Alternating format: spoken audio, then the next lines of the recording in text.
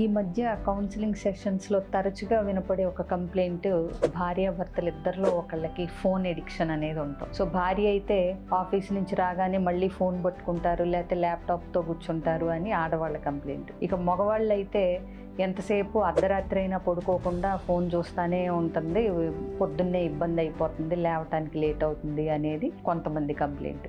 So ఏదైనా ఇది phone వల్ల వచ్చే ప్రాబ్లం కంటే కూడా అవతల మనిషి ప్రవర్తన వీళ్ళని ఇబ్బంది పెడుతోంది అనేది ఎక్కువ గమనించాలండి. ఎందుకంటే అటెన్షన్ ఇవ్వట్లేదని ఫీల్ అవుతారు ఆడవాళ్ళు. ఆఫీస్ నుంచి వచ్చాక కూడా రోజంతా వెయిట్ చేస్తున్నారు, ఏమవుతుంది అని పట్టించుకోవట్లేదు మమ్మల్ని అని అనుకుంటూ ఉంటారు.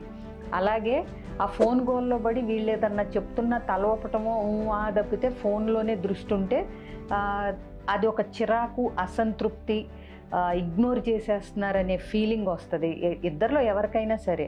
సో ఎస్పెషలీ మనం మాట్లాడుతూ ఉన్నప్పుడు అవతల వాళ్ళ దృష్టి ఫోన్ మీద ఉంది అని అంటేనే ఫస్ట్ చెడ్డ చిరాకు వస్తుంది అవతల వ్యక్తికి, ఎవరైనా సరే.